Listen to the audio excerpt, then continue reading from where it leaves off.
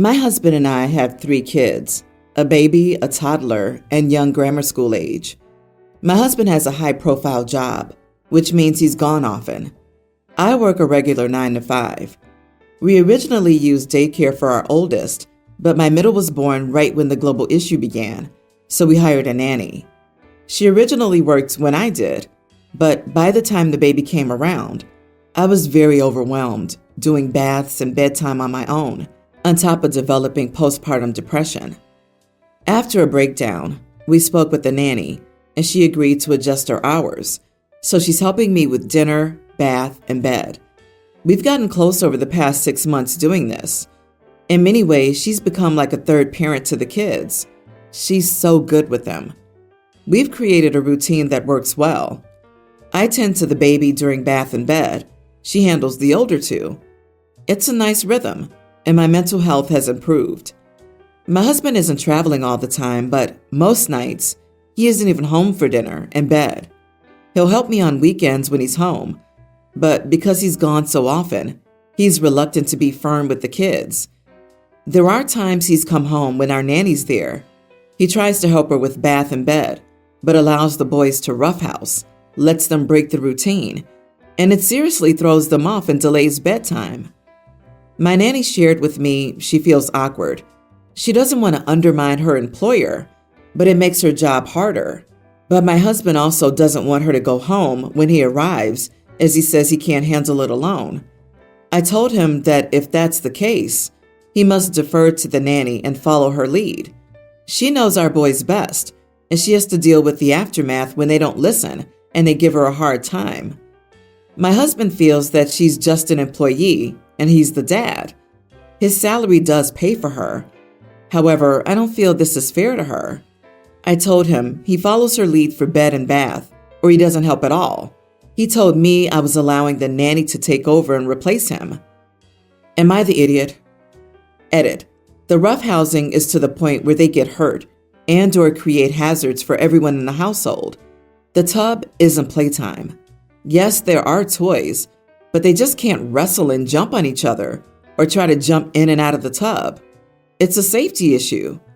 The other night, my middle son busted his lip because my husband was letting him jump up and down in the tub. You are the idiot. Dad supports all of y'all and also doesn't get to see his kids often. And you didn't make it seem like it was a choice, but more of a maintenance of lifestyle. Dad is paying her salary. And while yes, nanny should be treated as a member of the family, the dad should be able to have fun with his kids. Yeah, it's not ideal, and dad should 100% not make this an all-the-time thing. But when your kids are grown, they'll value these memories with their father. Once a week or so, especially on weekends, of breaking bedtime is nothing compared to your kids' happiness. Not the idiot. Your husband doesn't want a parent.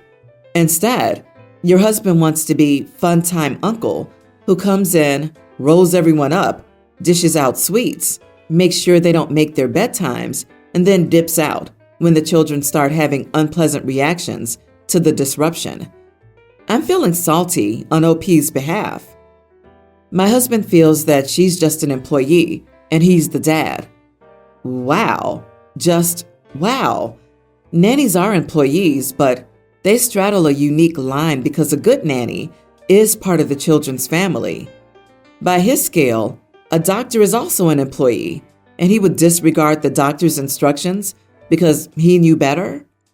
He's trying to Disney dad his way out of his guilt over being a mainly absent parent. Instead, he needs to actually take responsibility for putting the kids to bed if he wants to disrupt the schedule. Exactly. This is the crux of your situation. Horseplay and roughhousing are very important for your children's development. If dad wants to take over and play hee-haw, he can do that well. That's great. But he can't take over, create a mess, and then have the nanny come to put the fire out. If the nanny takes care of business, we play by her rules. If dad is taking care of business, then we can play by his. My dad died when I was 7, and my mom remarried when I was 9. My mom's husband has a daughter the same age as me, Carrie. Carrie's mom is a crappy person. And last year, my stepdad learned that his ex stole from Carrie and took all the money my stepdad had saved for Carrie's college. Carrie was upset because she really wanted to go to college, and what she wanted to do meant 8 years in college. She wanted as much help as possible, but now it's all gone.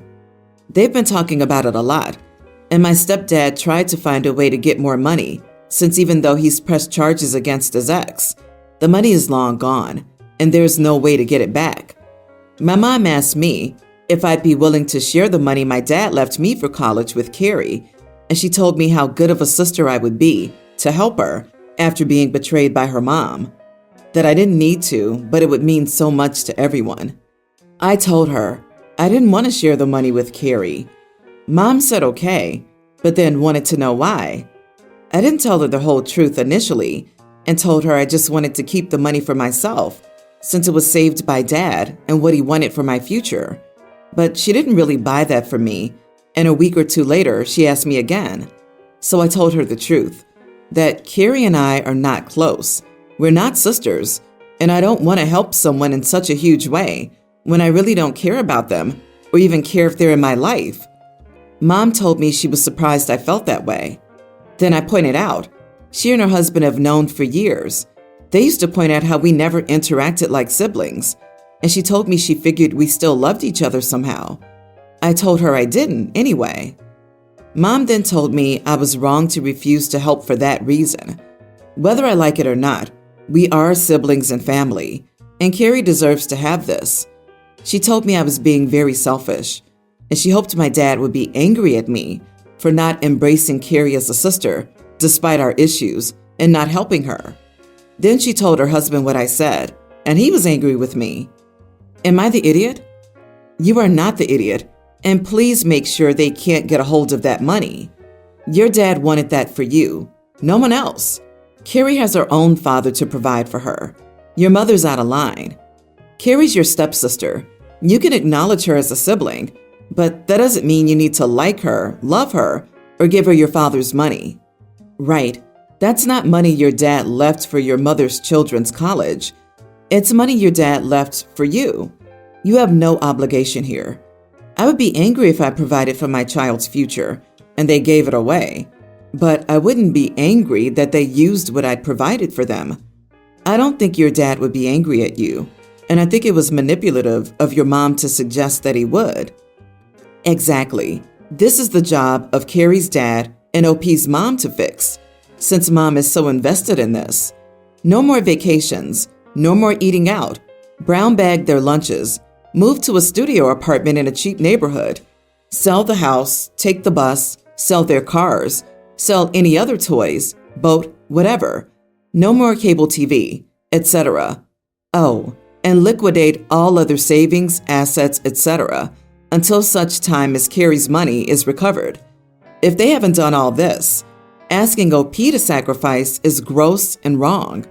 If they've done all this, asking is not necessarily wrong, but they still need to accept a no without comment or consequence. Asking OP to sacrifice before the parents have done so is disgusting. Over the last 3 years, I worked my butt off to lose 120 pounds, and I look and feel amazing. I've been obese for almost my whole childhood and adulthood, and it feels almost like life has finally begun. I posted my before and after on Facebook because I'm a dinosaur at heart, and I got a message shortly after from Len, my friend's girlfriend.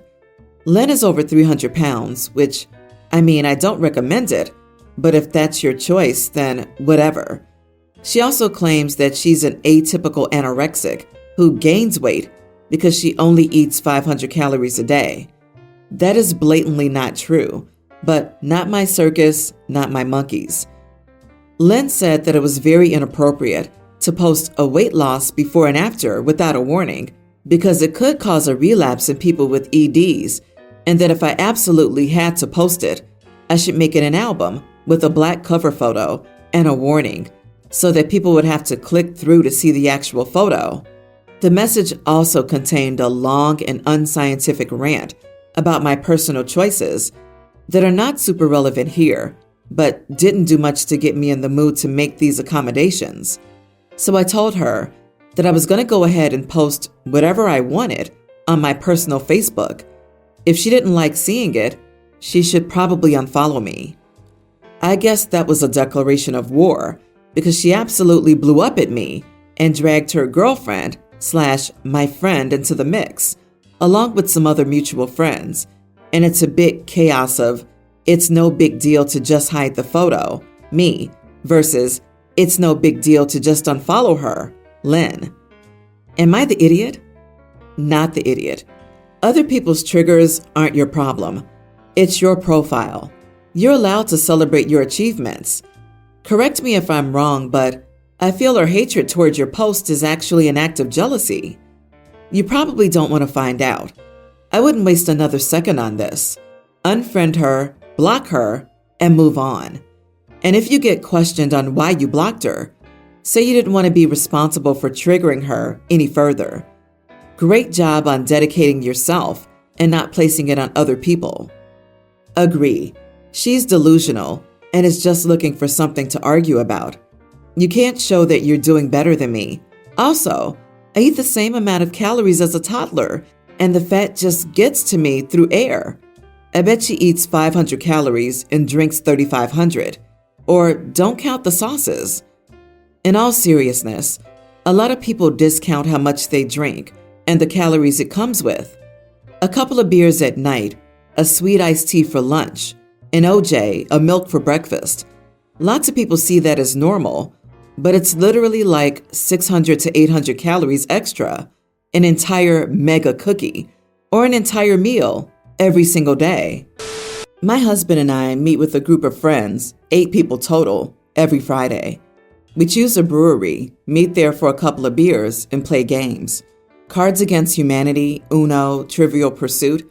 Just a fun night with friends, and an all-around good time. We're all in our 30s and 40s. Some of us have small kids. Others, like us, are empty nesters. It's an adult-only thing, so the friends in the group with the small kids get babysitters so we can have adult time. We went to the brewery last week, about an hour and a half drive for 4 out of the 8 of us that we've wanted to try for almost a year. My husband and I got there first and found a large picnic-style table close to the bar while we waited for our group to get there. It was 2 large picnic tables side by side, and you could easily fit our group on one table and another large group on the other. While waiting, a woman approached us and asked if she and her group could take the other side of one of the tables. Of course, we told her yes, and she signaled for a friend's partner. He came to the table, and he held an infant carrier and was holding a toddler's hand. I immediately looked at my husband and said, it would have been nice of her to mention that they had kids with them. A few minutes after they sat down, the rest of their group, 6 people in total, came to the table, and each of them had kids with them.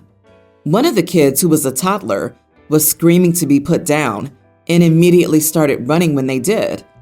I was pretty upset and told the woman that it was really not cool of her to not even mention that their entire group had small children and that there were plenty of other tables that would have accommodated them in the tap room. They ended up moving tables, but not after the friend and partner of the first woman said it was not cool of me to make them move tables. My husband said that I was out of line, and when we told this to our friends, they were split, with half of them agreeing that it wasn't okay for them to not say anything about the kids, and the others saying there's no rule against having kids in the tap room, so I should have just let it go. So am I the idiot for calling out a woman at the brewery? Edit. This was not a restaurant. This was an actual brewery/tap room that brews and serves craft beers. Where I live, they're forbidden by state law to serve food of any kind. The only non-alcoholic drink is water. I get it. I don't want to deal with crying and screaming children, but she was under no obligation to tell you they had kids. You're in public. You're going to have to assume people have children, and they're going to be around you. You could also have up and moved as well the minute you saw that they had kids, instead of being rude. Sorry, but you are the idiot. Yeah, why didn't you just move tables yourself after her whole group showed up? If there were other tables that would accommodate her group, There were certainly tables that would accommodate your group. And at this point, it was just the two of you. So would it have not been less hassle for you to move rather than make that whole group move? Yeah, but not everyone's expecting children at a brewery, especially when your own group gets babysitters, specifically not to have children around. OP's not the idiot. It's a brewery where the primary thing that is served is beer. It's absurd that entitled parents have decided that breweries are acceptable for kids. The same parents would be crucified if they brought kids into a bar whose primary thing being served is alcohol. I don't understand why it suddenly became acceptable to have kids around intoxicated adults. Makes no sense. I, 26 male, have been dating Ella, 22 female, for 2 months now. My family's from an Asian background, so most of the food I cook for myself includes peanuts and other nuts because it's an important ingredient in my cultural dishes. I live alone, so I just make my own food for myself, but because of Ella's allergy, I don't make food with peanuts in them when I know I'm also cooking for her. Her allergy is only reactive if she ingests a good amount of the actual nut and is unaffected by smell, airborne, and small traces of cross-contamination. Recently, I made a dish that contains heavy usage of nuts blended into the curry, so you can't see that they're there, and I left the leftovers in my fridge. Ella came over while I was in the shower.